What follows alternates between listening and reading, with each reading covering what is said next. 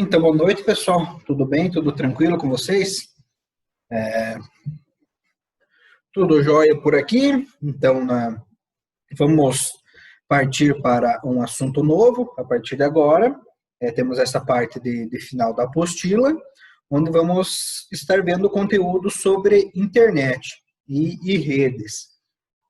Na última aula até teve alguns alunos que conseguiram fazer uma pesquisa sobre a internet, como a influência da internet na vida de cada um. E hoje nós vamos abordar, então, mais uma parte técnica e teórica dessa questão da internet, alguns conhecimentos e algumas curiosidades que ela nos permite. Lá na apostila, na página 178, então, nós temos o conteúdo da internet. Então, tem uma breve história sobre ela. Quem fez a atividade tinha possibilidade de ler já na aula passada. Então, tem uma pequena história, como ela foi criada, tudo, como ela se expandiu, como ela veio para o Brasil, a questão da estrutura dela atualmente, como está distribuída, e depois algumas coisas do tipo de conexão. Beleza. Então, como que nós vamos trabalhar hoje? Eu fiz uma apresentação de slides e vou transmitir aqui pelo Zoom. E dentro desse slide, então, tem 2 vídeos que eu vou estar mostrando para vocês. Espero que funcione. Tentei testar, mas não consegui testar com a pessoa que eu estava tentando, ela não conseguiu abrir o Zoom. Mas eu vou tentar mostrar esse vídeo e espero que passe o áudio para vocês, beleza? Claro, o vídeo é depois, mais para frente, os 2 vídeos. Espero que ele consiga passar o áudio para vocês escutarem, tá bom? Então, tá.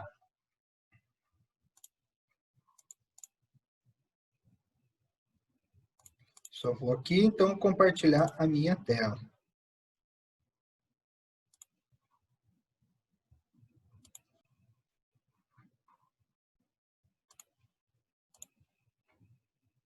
Então, beleza. A apresentação aqui do PowerPoint, vocês estão vendo tudo tranquilo? Está aparecendo redes internet ali para vocês?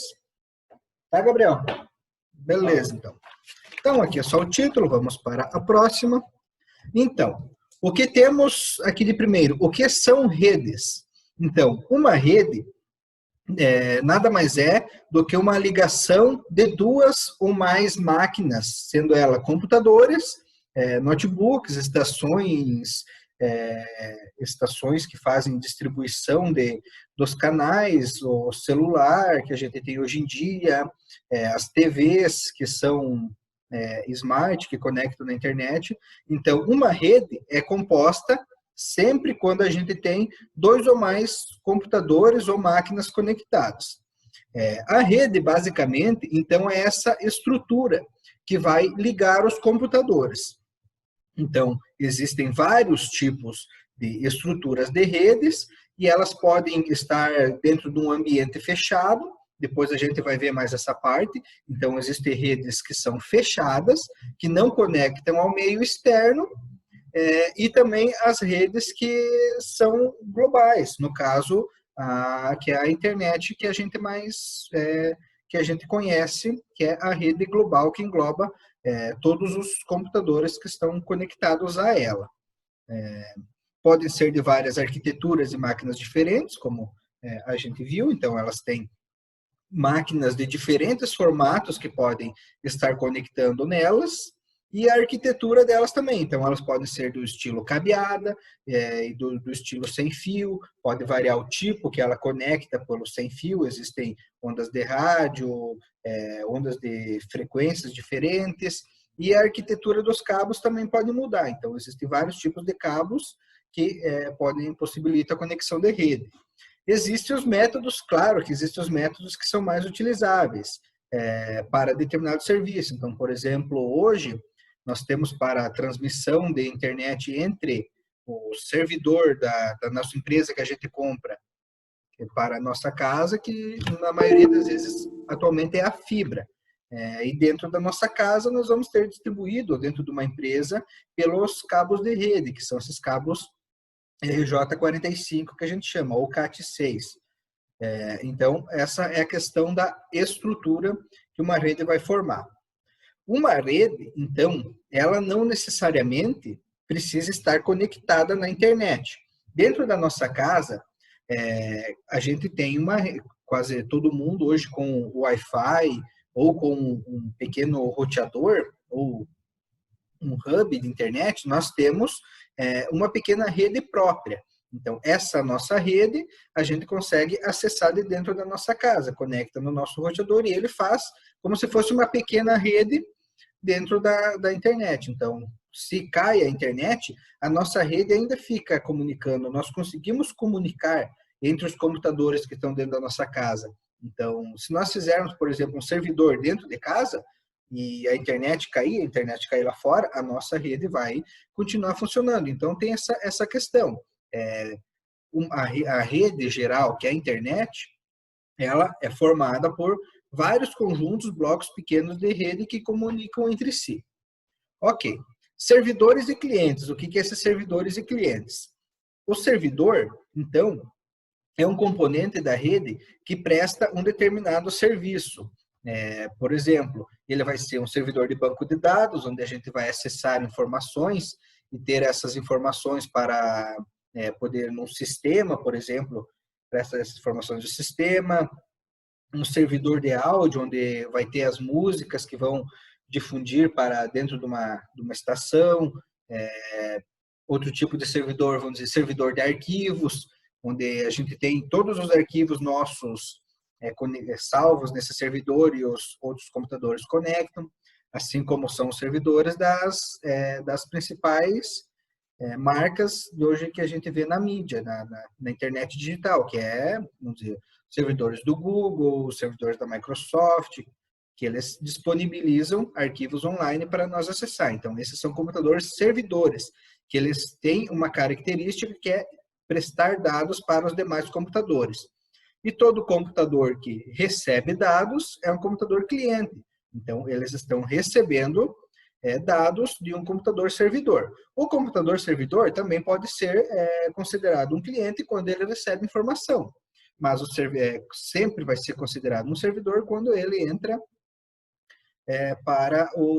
quando ele emite dados e libera essas informações para os outros computadores. Ok. Tá conseguindo escutar tudo certo? Tudo tranquilo? Tudo jóia, pessoal? Só me confirma ali a Rafaela e a Liciane, se estão escutando tudo certo, tudo bem?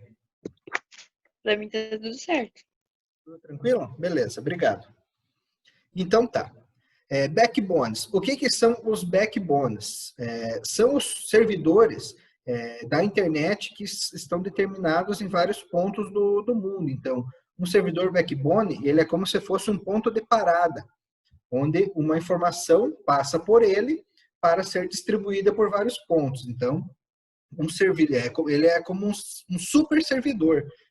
Podemos chamar ele assim, que ele vai fazer tanto o serviço da internet como alguns serviços de dados que ele vai distribuir entre as redes espalhadas pelo mundo.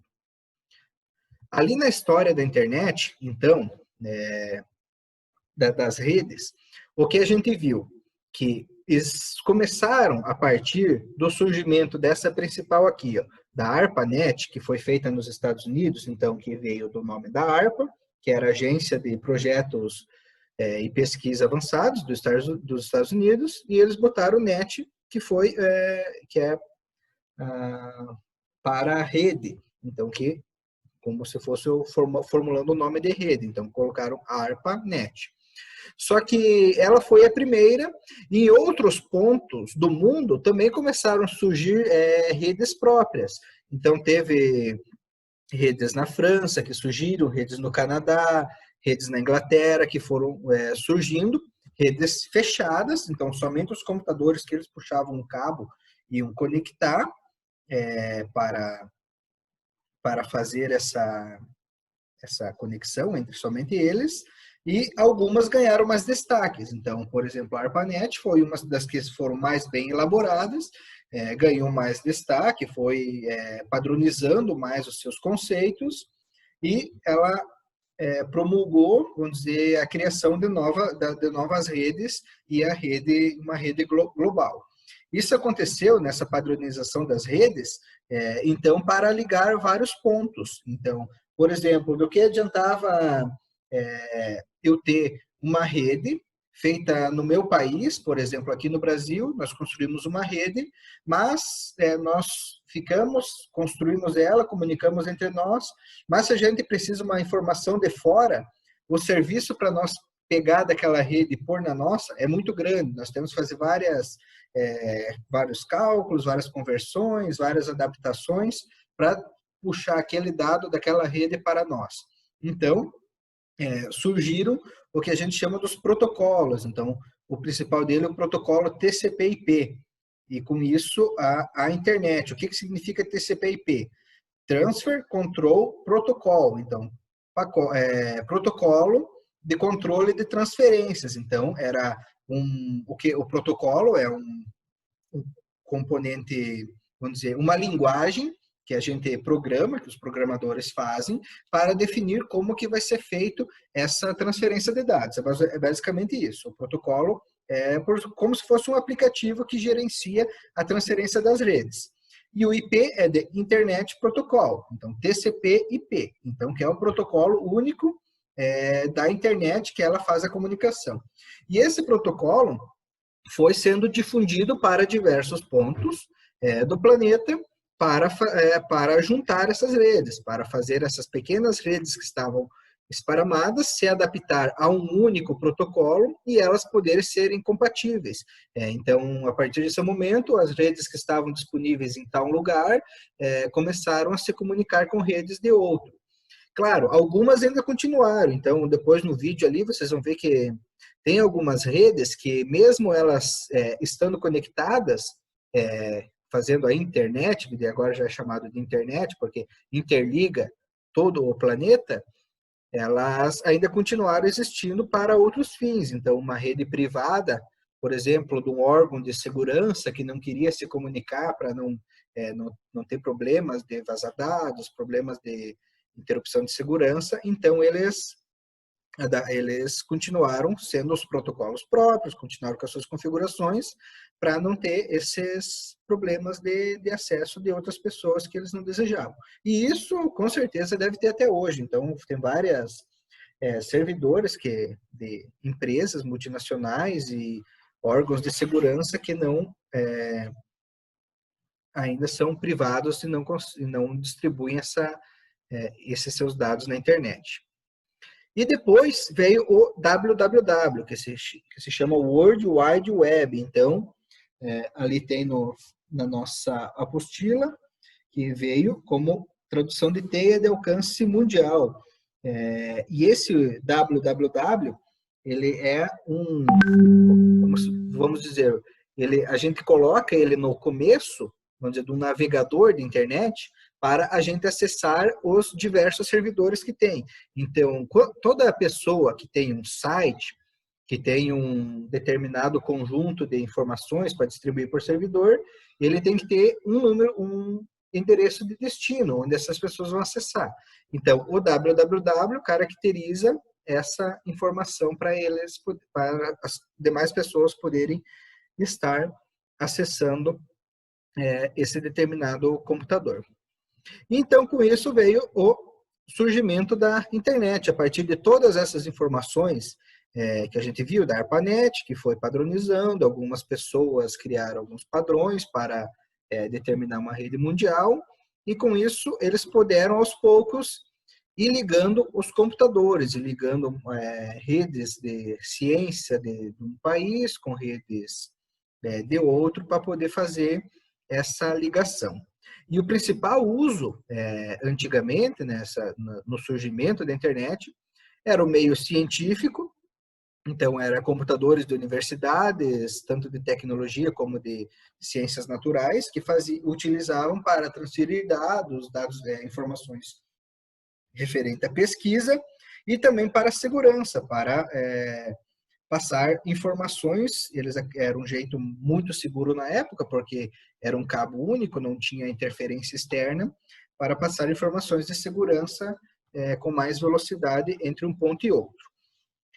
Redes internas e a intranet. Então, Isso que a gente viu quando a gente tem uma rede que não comunica com o meio externo, ela é chamada de intranet, que é uma rede fechada. Então, por exemplo, aqui eu estou no laboratório, onde tem os computadores, e todos eles estão conectados. Se eles tivessem várias servidores e eles pudessem acessar um ao outro, eles iam formar uma intranet, ou um servidor somente. Então, ia ser uma rede fechada. Todos os computadores aqui iam se comunicar entre eles e não iam comunicar com o meio externo, não iam se comunicar com a internet. A internet entrar em um desses computadores, eles já passam a ser parte da internet, principalmente se o servidor conectar. Então, eles já deixam de ser de um meio de intranet, que é uma rede fechada, que não tem nenhuma conexão com o meio externo, para ser uma rede de internet, que está conectada entre todas elas. Beleza? Então tá. Aqui alguns tópicos da referente à internet, os meios de acesso a ela.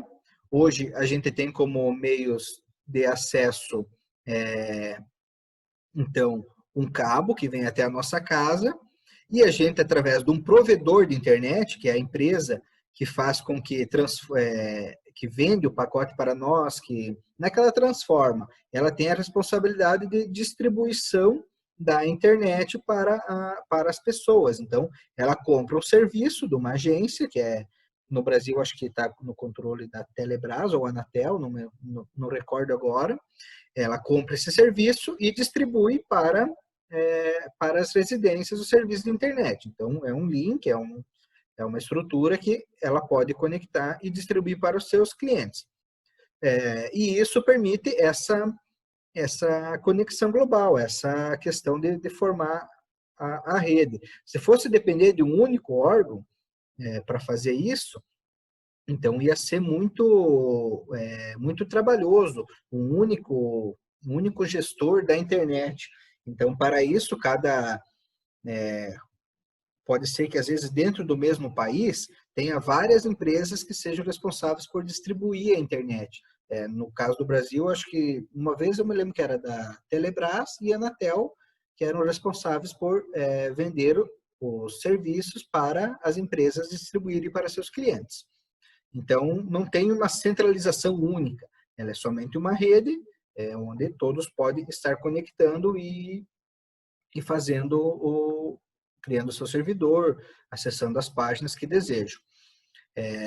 Como que se organiza? É pela questão do protocolo. Então, esse protocolo, que é o TCP/IP, ele tem um número determinado de IPs.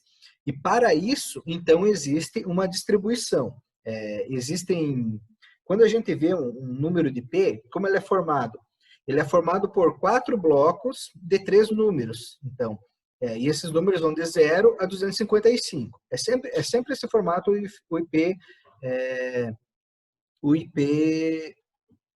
o protocolo TCP/IP. Então, você pensa que você pode ter 225 vezes 225 vezes 225 vezes 225 para você fazer o número de computadores da internet dentro de uma única rede. Então, é um número muito grande que você consegue fazer de números de computadores, não só computadores, mas TV, celulares, tudo isso puxa para si um número de IP quando conecta.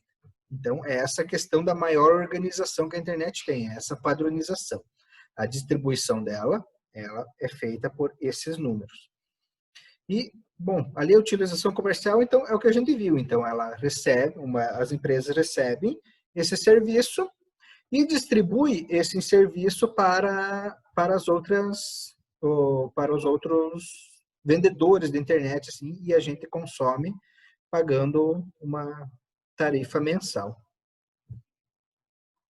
Agora tem esse videozinho, eu vou botar a rodar ele aqui, tomara que o meu volume não esteja muito alto para não dar eco. Só me confirme, eu vou deixar ele tocar uns 10 segundos, daí vocês me confirmem se ele vai dar eco ou não, como é que tá. Chegamos ao capítulo 50 da História da Tecnologia e claro que ele tem que ser especial. Primeiro, eu quero dizer o meu muito obrigado a quem acompanha o quadro. Tá de escutar tudo certo? Não dá eco, nada? O Gabriel falou que tá bem. Liciana, Rafael, dá de escutar o vídeo do rapaz ali? Tá. Tranquilo? Não dá chiado, eco, nada. Não. Então tá, então eu vou passar ele aqui, beleza? Deixa o joinha toda semana e dá sugestões, porque olha, sem vocês isso não ia pra frente. E para celebrar, a gente vai fazer uma coisa um pouquinho diferente, contando uma história que torna tudo isso aqui possível. Bem-vindos à história da internet. Muito antes dos computadores serem inventados, cientistas e escritores já imaginavam uma forma instantânea de comunicação entre pessoas que estavam distantes. O telégrafo começou esse caminho e o primeiro cabo transatlântico desse meio de comunicação foi instalado em 1858. O primeiro transatlântico telefônico da Escócia até o litoral do Canadá foi inaugurado em 1956. A vontade ainda foi impulsionada pelos avanços nos computadores da época. A maioria ainda ocupava uma sala inteira e quase não tinha interface visual, mas já operava com terminais remotos de acesso no mesmo prédio. Tinha muito o que evoluir. Estamos na década de 1950 nos Estados Unidos. É época da Guerra Fria, o confronto ideológico e científico entre o bloco representado pelos norte-americanos e o liderado pela União Soviética. Um avanço antes do inimigo era uma grande vitória, como foi na corrida espacial. Por isso, o presidente Eisenhower cria em 58 a ARPA, a Agência de Projetos Avançados de Pesquisa. Anos depois, ela ganhou um D de defesa e virou a DARPA. A agência colaborava com acadêmicos e industriais para desenvolver tecnologias em vários setores, não só o militar. Um dos pioneiros na parte da informática da ARPA foi o J.C.R. Licklider, do Instituto de Tecnologia do Massachusetts, o MIT, e recrutado depois de teorizar sobre uma rede galáctica de computadores em que você poderia acessar qualquer dado. Ele plantou na agência a sementinha de tudo isso. Outro avanço foi a criação do sistema de comunicação de pacotes, um método de troca de dados entre máquinas. As unidades de informação, ou pacotes, são enviadas um por um através de uma rede. O sistema era mais rápido que canais por circuitos e suportava destinos diferentes, não só de um ponto ao outro. Esse estudo foi feito por grupos em paralelos, como o de Paul Barron, do Rand Institute, Donald Davis e Roger Scantlebury, do National Physical Laboratory, no Reino Unido, e Lawrence Roberts, que era da ARPA. Tem também o estudo e a implementação dos nós, que são pontos de intersecção de informações. Eles são como se fossem pontes entre máquinas que se comunicam entre si e também funcionam como um checkpoint, para que a informação não se perca durante o trajeto e aí a transmissão teria que começar tudo de novo. As ligações eram feitas na base do cabo e bases militares e institutos de pesquisa foram os primeiros, porque já tinham a estrutura. Em fevereiro de 1966, a rede da ARPA, ou ARPANET, começa a ser discutida. O próximo passo foi desenvolver os IMPs, interfaces de processamento de mensagens. São os nós intermediários, que conectariam os pontos de rede e dá para chamar eles de, sei lá, avô dos roteadores. Mas era tudo tão novo que a primeira conexão em rede só foi estabelecida em 29 de outubro de 1969. Ela aconteceu entre a UCLA, que é a Universidade da Califórnia, e o Stanford Research Institute, a quase 650 quilômetros. A primeira mensagem trocada seria login, e deu meio certo. As primeiras duas letras foram identificadas do outro lado, mas aí o sistema saiu do ar. Pois é, essa é a data da primeira conexão e também da primeira queda de conexão. E a primeira palavra transmitida foi lo. A primeira rede de nós da ARPANET ficou pronta no final desse mesmo ano e já funcionava direitinho, conectando entre si os dois pontos iniciais, com a Universidade Californiana de Santa Bárbara e a Escola de Computação da Universidade de Utah, que era um pouquinho mais longe, em Salt Lake City. A ARPANET foi o grande antepassado do que chamamos de internet. E apesar do pontapé inicial ser militar, o impulso para o desenvolvimento de toda essa tecnologia foi a educação. Rola uma lenda de que a ARPANET é uma forma de guardar dados no caso de um ataque nuclear, mas a vontade maior mesmo era dos cientistas se comunicarem e encurtarem distâncias. Em 71 já são 15 pontos na rede, parte disso por causa do desenvolvimento do NCP. O Network Control Protocol foi o primeiro protocolo de servidor da ARPANET e definia todo o procedimento de conexão entre dois pontos. Foi ele que permitiu uma interação mais complexa, com troca de arquivos e uso remoto de máquinas. Em outubro de 72 é feita a primeira demonstração pública da ARPANET por Robert Kahn em um evento de computação. Nesse ano é inventado o e-mail, uma forma mais fácil da troca de mensagens que a gente já abordou aqui no canal. Nessa época já eram 29 pontos conectados. É nesse ano que vemos o primeiro link transatlântico entre a ARPANET e o sistema norueguês NOSSAR, via satélite. Logo depois, uma conexão com Londres, e é a partir daí que começa o pensamento de que o mundo inteiro precisava de uma rede de arquitetura aberta. Faz todo sentido, porque senão a gente só teria vários pequenos clubinhos conectados, mas não entre si, e cada um com uma arquitetura e um protocolo diferente. Daria um trabalhão ligar tudo isso junto. Esse processo de interconectar redes, ou nets, foi abreviada para interneting, e dessa palavra que derivou o que chamamos hoje de internet. Mas calma, que ela ainda não existe na nossa história. Isso porque o protocolo NCP era insuficiente para a troca aberta de pacotes entre diferentes redes. Foi aí que o Vint Cerf e o Robert Kahn começam a trabalhar num substituto.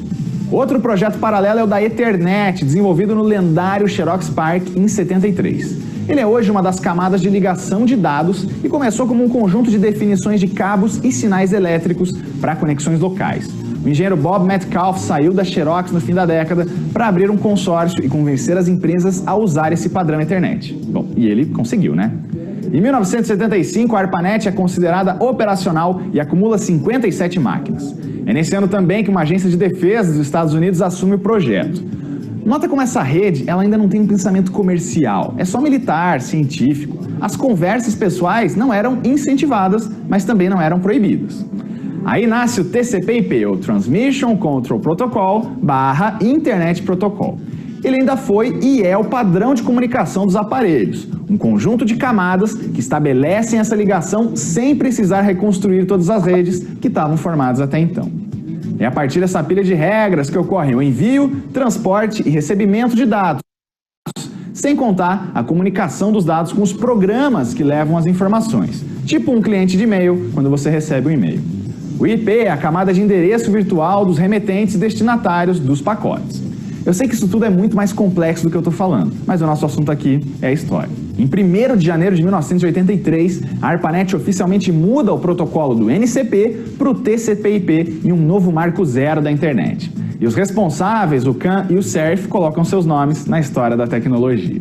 No ano seguinte, a rede é separada em duas, parte para comunicações e troca de arquivos militares, a MILNET, e a parte civil e científica, ainda a ARPANET, mas sem alguns dos nós originais. Estava claro que sozinha, a ARPANET não sobreviveria. Em 1985, a internet já estava mais estabelecida como uma tecnologia de comunicação entre pesquisadores e desenvolvedores. Mas o nome só começou a ser usado no fim dessa década, quando as nets começaram a formar uma estrutura. Aos poucos ela sairia das universidades e começaria a ser adotada pelo mundo corporativo e, por último, pelo público consumidor. Aí a gente vê uma explosão de pequenas redes que já tinham uma comunidade menor que era focada em alguma coisa. É o caso da CSNet, de grupos de pesquisa de computação e que foi uma das primeiras alternativas científicas. Tem também a Usenet, que era uma precursora dos fóruns de discussão ou grupos de notícia e foi criada em 79. E tem a BitNet, criada em 81, para e-mail e transferência de arquivos, que conectou mais de 2.500 universidades em todo o mundo. Outra famosa é a NSFNet, da mesma Fundação de Ciência dos Estados Unidos que cuidava da CSNet, para facilitar o acesso de pesquisadores a supercomputadores e bancos de dados. Ela foi uma das maiores defensoras do padrão que foi proposto pela ARPANET e ajudou a propagar a instalação de servidores. Isso culminou na formação de uma espinha dorsal, ou backbone da NSFNet, que era de 56 kbps. Quando ela se interconectou via TCP/IP com a internet no fim dos anos 80, o mundo percebeu que a internet estava nascendo definitivamente. E claro que a gente fala mais dos Estados Unidos aqui, mas vários países mantinham redes internas parecidas e foram expandindo para o TCP/IP e depois navegando com o padrão WWW. Tem, por exemplo, o Minitel da França, que ficou no ar até 2012. Os anos 80 servem para a expansão da ainda jovem internet e do fortalecimento da infraestrutura de conexões entre nós, especialmente a melhoria dos gateways e futuros roteadores. Na primeira metade da década, o computador pessoal nasce em definitivo. Tem o IBM PC, o Macintosh, umas coisas que a gente já contou por aqui. E outros protocolos passam a ser adotados. Olha só, tenho certeza que muita gente aqui usou o File Transfer Protocol, que é o bom e velho FTP, para fazer transferência de dados. A tecnologia do DNS, que é uma forma de traduzir um domínio em um endereço IP, também surgiu nos anos 80 e foi adotada aos poucos. Entre 87 e 91, a internet é liberada para uso comercial nos Estados Unidos, substituindo os backbones da ARPANET e da NSFNet com provedores privados e novos pontos de acesso fora das universidades e dos meios militares. Só que são poucos os interessados e os que enxergam as possibilidades. Faltava alguma coisa para facilitar e popularizar a navegação. É por isso que o próximo passo da nossa viagem é o CERN, o Laboratório de Pesquisa Nuclear na Europa. Em 1989, Timothy Berners-Lee, ou Tim, queria melhorar a troca de documentos entre usuários, junto com o engenheiro Robert Cailliau. Ele imagina um sistema para obter informações das conexões entre todos os equipamentos conectados e trocar arquivos da forma mais fácil possível.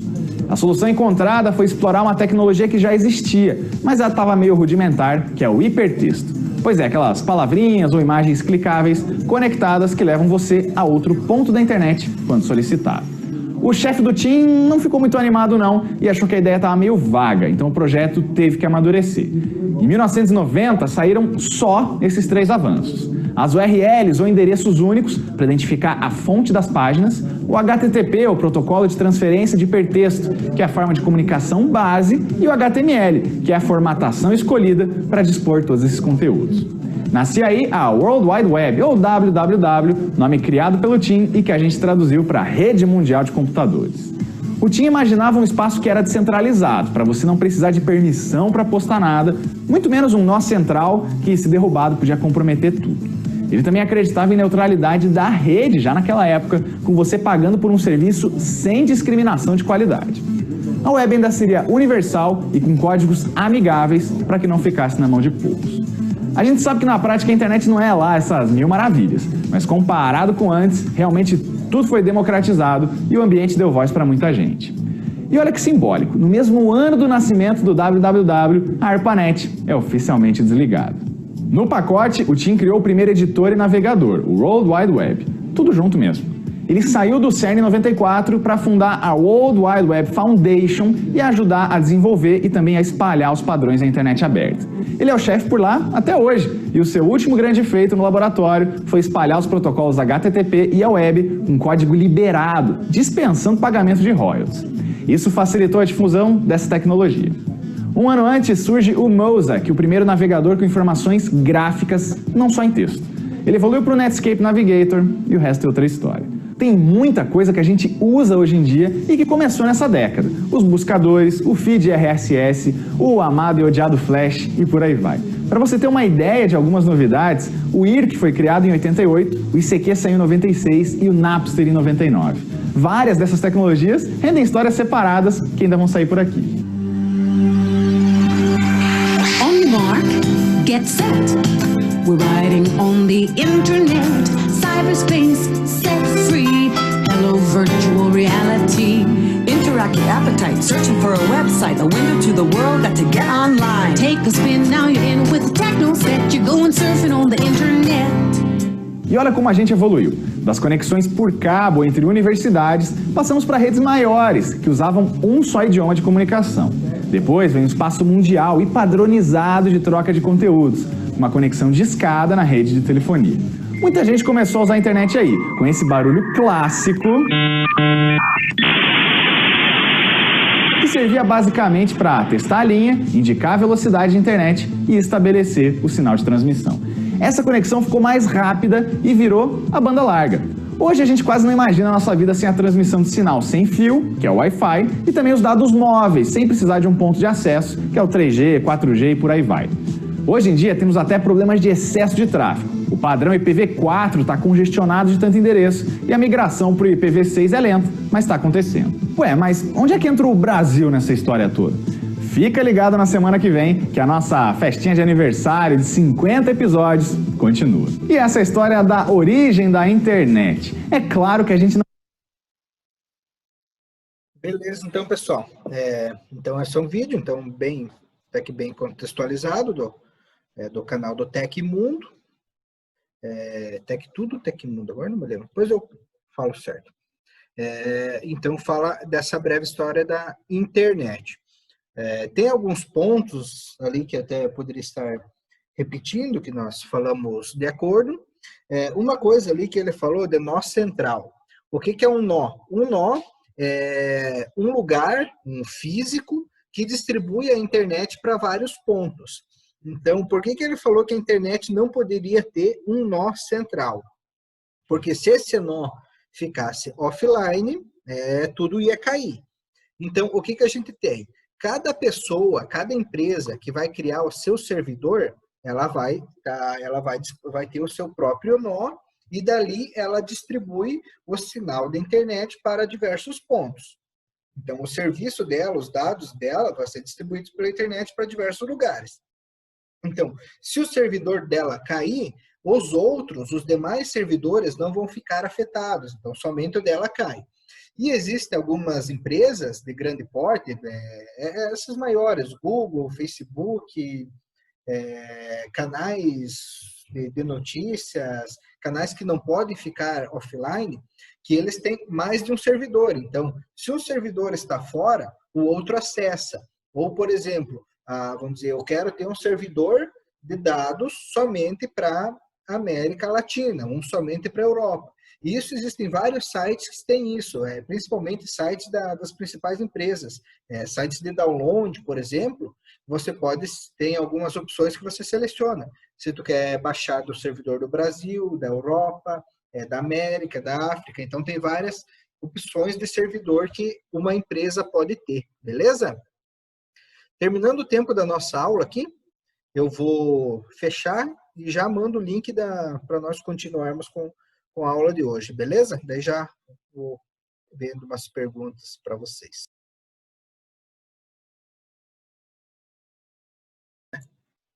Então, pessoal, alguma dúvida do vídeo que a gente viu ali? Alguma coisa que vocês não entenderam, que gostariam de saber?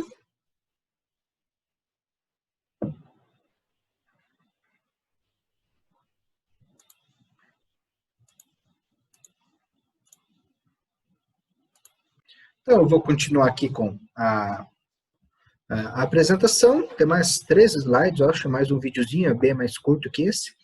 Daí a gente parte para algumas atividades. Ok. Então, 2 coisas então que a gente viu ali que foi interessante, que é essa questão dos servidores, então que são distribuídos em vários pontos para prestar um serviço que fique, e na sua maioria do tempo, online. Então, que se um cai, o outro tem um servidor de reserva. E a outra coisa foi que, com o tempo, como eu havia falado antes, as múltiplas redes que estavam distribuídas entre o planeta foram vendo como esse protocolo TCP/IP dessa nova rede era um protocolo bom, tinha segurança, tinha qualidade para poder distribuir dados. Então, eles foram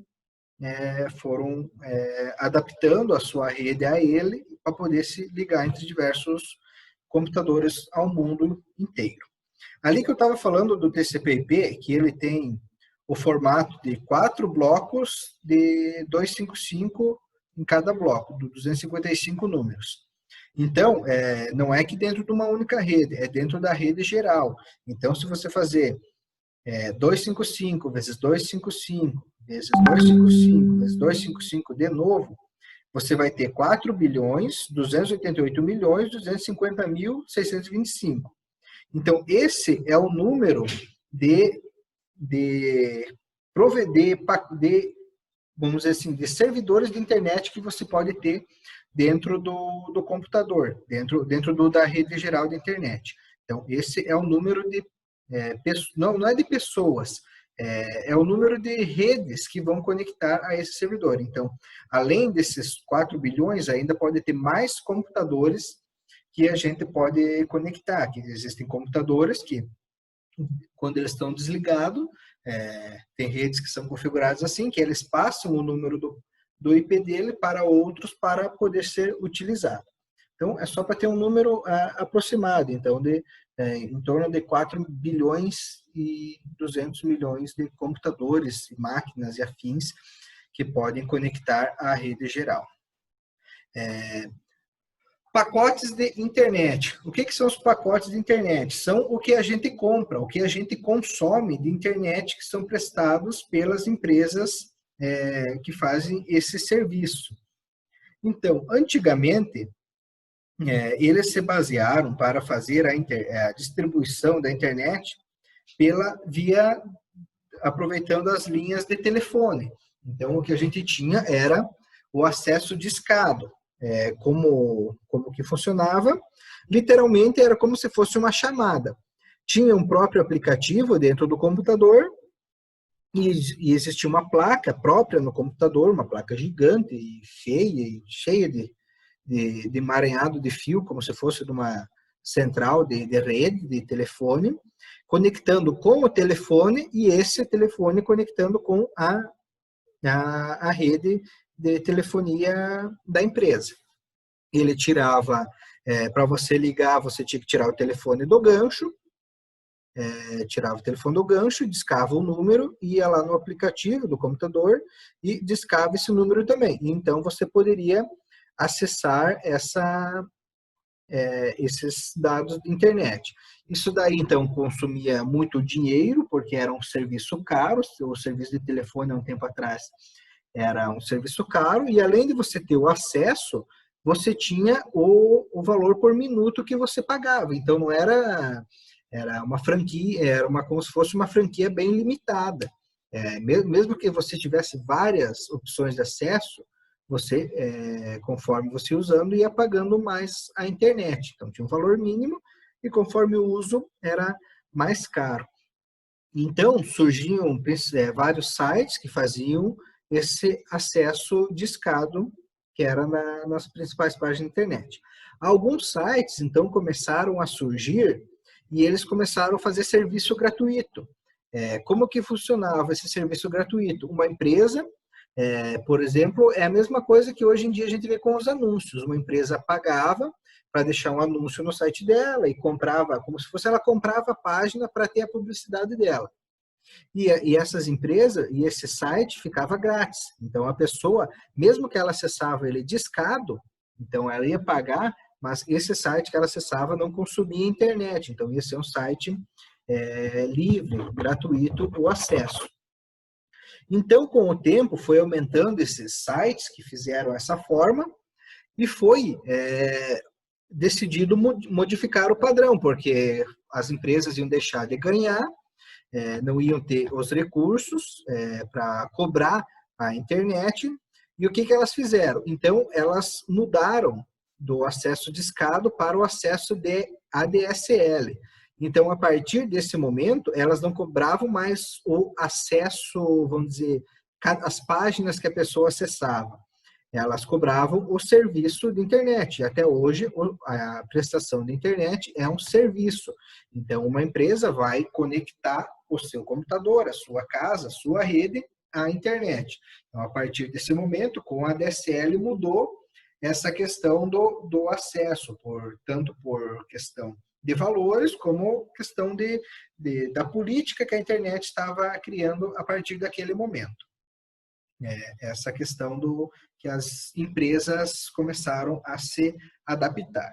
E até hoje, assim, a internet é um serviço que a gente utiliza. Claro, depois a gente vai ver algumas coisas dos dados móveis e via satélite, essa questão que a gente tem um limite. Beleza. Depois do ADSL, então ainda utilizava as linhas de telefone, veio a radiofrequência, que ela está depois da fibra, mas ela veio antes da ADSL, que era para as pessoas que não tinham o serviço de telefone. Então, a pessoa não precisava ter mais uma linha de telefone para ter internet em casa. Utilizava-se uma antena e essa antena conectava por ondas de rádio. Então, foi por muito tempo conhecida a internet via rádio, que conectava por antena a um servidor que distribuía a internet para eles. E depois veio a fibra ótica, que é a rede, a estrutura de rede atual que distribui a internet para a grande maioria da população. É uma rede que tem muito mais qualidade, muito mais velocidade disponível, ela tem um custo de instalação um pouco mais caro, mas o custo de manutenção dela e de você manter a rede é bem mais barato do que até uma de radiofrequência, que o material se torna obsoleto facilmente com o tempo, a qualidade não é tão grande, então ela se popularizou muito mais rápido a fibra ótica para serviço de internet, que ela colabora. Atualmente, as primeiras fibra óticas eram mais caras, mas hoje a fibra ótica colabora mais com preço e qualidade, mais que todas essas redes descritas aqui.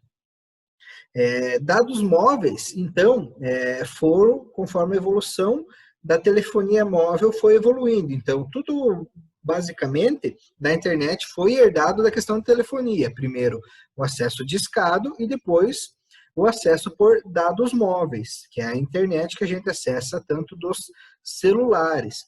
E também, hoje tem celulares, que a gente consegue dele fazer um roteador Wi-Fi, assim como de um roteador, com algumas peculiaridades, a gente consegue desse roteador pegar sinal de dados móveis e distribuir para a nossa casa com a internet dos dados que a gente recebe. Então, a questão dos dados, então, ele já muda um pouco pela questão da estrutura da rede ser diferente da fibra ótica e da radiofrequência, que é a internet via rádio. Os dados móveis, ele tem um limite que depende de várias antenas e depende de cada operadora. Então, por isso, por questão de legislação, as empresas que distribuem Vivo, TIM, Claro, Oi, que distribuem essa internet, então elas podem estar fazendo vários pacotes para a pessoa poder utilizar com franquia de dados. Então, que a pessoa vai ter um limite para poder consumir esses dados. E os preços também não são não são um preço exorbitante para os dados móveis, é um preço até que justo. A única coisa é a questão da velocidade, que os dados móveis, eles não têm tanta velocidade e tanta qualidade como se eu fosse conectar num roteador que recebe um sinal de fibra ótica. Então, depende da estrutura de pontos, de diferentes pontos que a gente vai estar conectando o nosso celular ou equipamento nos dados móveis. E nós temos também a internet via satélite, que, se for avaliar bem, pessoal, é a mais inviável de todas. Por quê? Ela é utilizada mais para onde não tem nenhum recurso de internet possível para chegar. A internet via satélite. Então, ela é cara. Um pacote de 10 mega de internet via satélite você não vai achar por menos de uns 150, 180 reais por mês. Então, ela é uma internet cara. Ela tem, então, essa questão da franquia de pacotes. Então, tem internet que você vai poder consumir 20 GB por mês. Então, consumiu esses 20 GB, a tua internet corta ou a tua velocidade cai lá embaixo. Eles vão te liberar 1 mega, muito pouco sinal de internet. Então, além do preço, ela tem essa questão da franquia que, conforme você consome internet, você vai diminuindo o teu pacote e a tua velocidade. A única vantagem dela é que de qualquer lugar do planeta que você está, você consegue acessar ela. Não tem ponto onde você não esteja desconectado. Sempre você vai estar conectado. Beleza? E por satélite, a questão comparando a via satélite com a radiofrequência, via rádio, a via rádio ainda sofre mais interferência que a via satélite. A via satélite ela não tem perca de sinal. Ela é muito mais... a garantia do sinal é muito maior que a da via rádio. Ok, vamos para o próximo aqui. E aqui, então, isso daqui eu falei antes lá no conteúdo anterior, que é a estrutura das redes, nos que elas são baseadas. Então, são as vias cabos, que a mais comum é a Cat6, que a internet vem por cabos de fibra ótica até os roteadores e distribui tudo para as máquinas e para os roteadores. Se eu tiver mais de um roteador, também posso distribuir pelo cabo Cat6.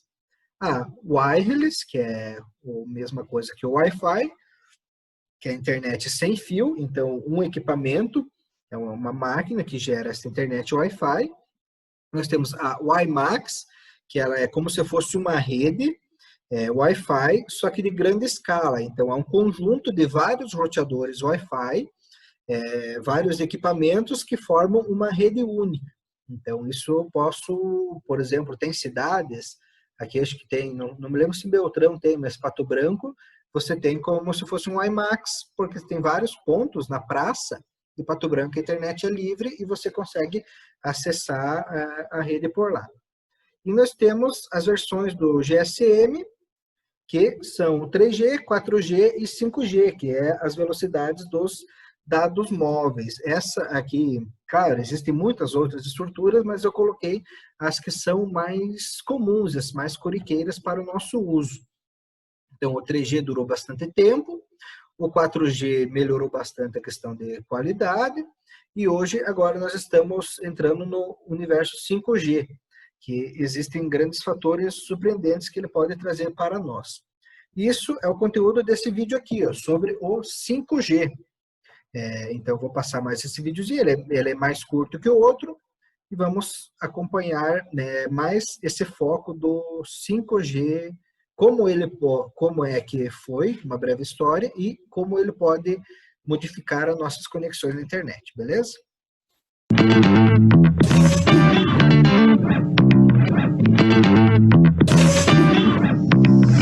Sejam bem-vindos ao Nerdologia Tech. Eu sou o Átila, biólogo, pesquisador e esperando um plano de dados com limite compatível com essa velocidade toda. E eu sou o Paulo Silveira, programador e instrutor na Lura Cursos Online de Tecnologia. Hoje vamos ver a diferença que o 5G deve trazer.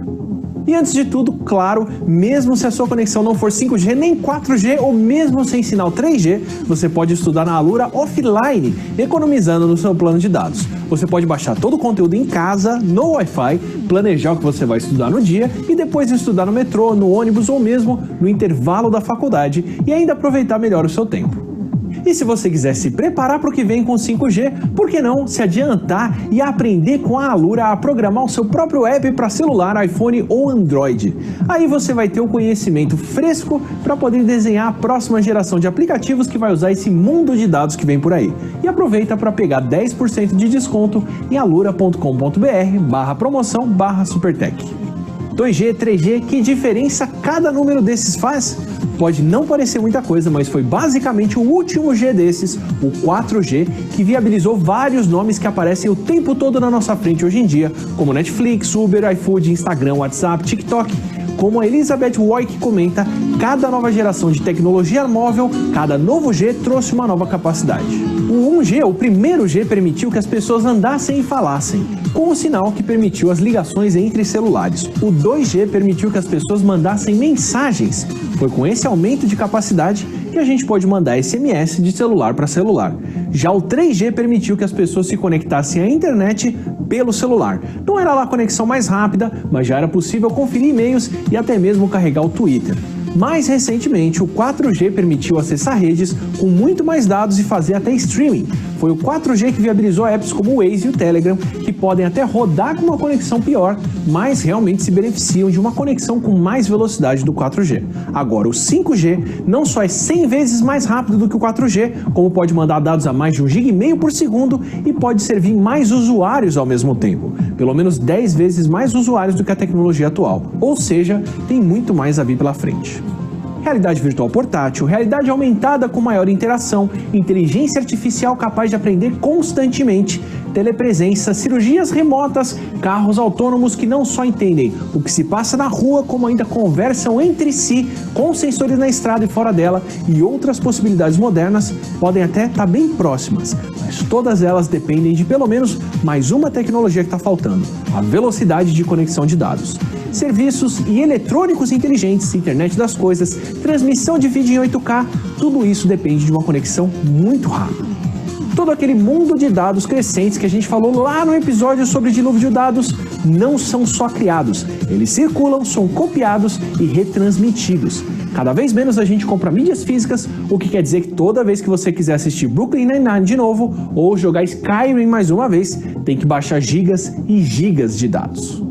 E o mesmo acontece com os programas, os sistemas e os dados que a gente usa. Programas na nuvem, música por streaming, assistente virtual. Quanto mais constante e mais rápida a conexão, mais programas que a gente usa vão rodar em outros computadores e não no nosso celular ou no tablet que a gente tem na mão. E claro, depender de conexão permanente. Como o Kevin Kelly conta em The Inevitable, quanto mais complexa a tecnologia, mais ela precisa de manutenção constante para poder continuar funcionando normalmente. Sistemas operacionais recentes têm uma atualização no mínimo mensal para poder corrigir bugs, trazer novas funções e resolver falhas de segurança. E quanto mais complexos e mais inteligentes ficarem, menor vai ser esse intervalo de atualização. Em qual versão do Chrome você está no seu navegador?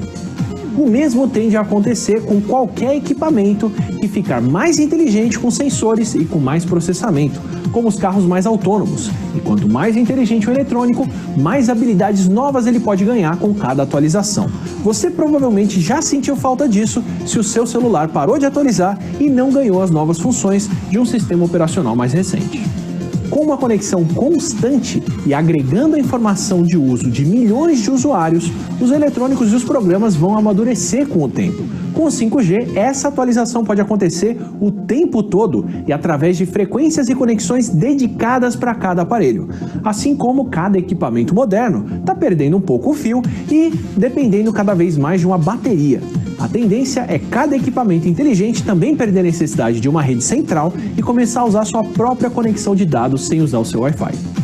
Com uma conexão de mais de 1 GB no celular, ao invés de a gente ligar o celular na internet de casa para aproveitar a melhor velocidade, vai chegar um ponto onde a gente vai fazer o contrário, compartilhar a internet do celular com a rede de casa, e isso vai fazer bem mais sentido. Ainda mais se todos os equipamentos inteligentes forem precisar de conexão ao mesmo tempo. Aliás, como vamos precisar de equipamentos para tudo? Para dar conta de mais dados, o sinal de 5G tem que ter uma frequência maior e por isso ele percorre uma distância bem menor do que o sinal de 4G, o que quer dizer que ele tem muito menos penetração e não atravessa tantas paredes nem vai tão longe da torre, ao ponto que uma árvore ou alguém entre o celular e a antena pode dificultar o sinal. O 5G é bem mais sensível e vai demandar um serviço muito mais inteligente e muitas antenas que vão precisar chegar bem mais perto das casas atendidas. Tecnologia é essa que os chineses têm dominado muito melhor do que japoneses ou americanos que dominaram até o 4G. O que explica o medo dos americanos de montar uma infraestrutura chinesa. Se os chineses repetirem os passos da NSA americana e aproveitarem que transmitem a informação para interceptar o que convém, isso ainda vai ser mais crítico. Com mais dados circulando, tem muito mais informação para ser interceptada do que a gente consome ao que os nossos sensores estão medindo. E com a atualização constante, tem muito mais oportunidade de inserir um código em um programa. E uma parte cada vez maior da sociedade vai depender de uma infraestrutura com conexão constante que simplesmente não pode ficar sem internet. Isso sem falar nas oportunidades para os aplicativos chineses, que já estão em um ambiente bem mais servido de conexão rápida na China, para criarem a próxima geração de aplicativos e redes monstruosos que crescem aproveitando essa infraestrutura para poder encontrar os próximos sistemas que vão repetir o que o Instagram e outros programas próximos fizeram com a gente. Isso sem falar nos modelos de negócios que o 5G vai quebrar, como a TV por assinatura e a necessidade de fibra e cabo de internet chegando em casa, o que só não deve acontecer tão cedo por um outro motivo, o limite de dados. Com o 5G, a rede é rápida o suficiente para acabar com qualquer limite de dados móveis atual em menos de 1 minuto. Como a própria BBC mostrou, eles atrasaram a primeira reportagem ao vivo transmitida por 5G, porque antes da transmissão começar, E sobre esse episódio aqui, o Paulo Silveira escreveu lá na Alura um artigo sobre as implicações do 5G para os gamers e para os celulares e para os games. Se você quiser seguir o assunto, o link está na descrição. E o livro que eu recomendo nesse episódio é o... Então, pessoal, ali o Átila falou sobre sobre a questão do 5G, então como essa rede tende a mudar um pouco as questões da nossa distribuição de internet atual, beleza? Então, a aula fica pesada, fica meio carregada, assim, quando tem bastante conteúdo teórico e fica mais cansativo. Mas dessa parte não tem muito que a gente fugir, a gente tem que conhecer, tem que seguir e absorver os conteúdos que estão aqui. Espero que todo mundo tenha conseguido fazer uma boa relação desse conteúdo. Tá bom, galera? Eu vou distribuir, então, agora uma atividade. Então, são algumas perguntinhas para vocês fazerem. Deixa eu pegar aqui no meu formulário. Então, nós vamos ver um pouco na aula que vem. Aqui ainda segue um pouco de conteúdo da internet. Nós vamos ver um pouco sobre como que a gente... Então, vai ser um pouco prática a aula que vem. Então, o conceito de download e upload. E como que funciona um aplicativo de navegação da internet. Então, o que é esses aplicativos navegadores e as principais funções que ele tem. Depois nós vamos ver um pequeno contexto dos serviços do Google, que é a empresa que está mais afim, mais dominantemente nesse setor de tecnologia. Nós vamos ver alguns assuntos referentes aos aplicativos dele. Um pouco sobre segurança, então segurança e dados, então mais uma talvez vai ser uma aula inteira, talvez eu coloque junto com outra. Vai ser somente uma abordagem para a gente discutir. E depois a gente pode partir para aqueles assuntos que eu vi que vocês responderam lá naquele formulário. Então, teve alguns assuntos sobre Excel, então nós vamos fazer uma ou duas aulas retomando um pouco desse conteúdo para quem está terminando a apostila conhecer. Também tem o outro lá que acho que é edição de vídeos, então uma edição básica de vídeos, algumas dicas que eu posso passar para vocês também, e mais alguns outros assuntos de relevância. Se vocês tiverem algum conteúdo, alguma coisa que queiram trazer para os colegas ou me passar para nós poder discutir aqui na aula, agora que nós estamos mais nessa parte final da apostila, entrando, nós temos essa liberdade para poder discutir eles nesse momento, tá bom?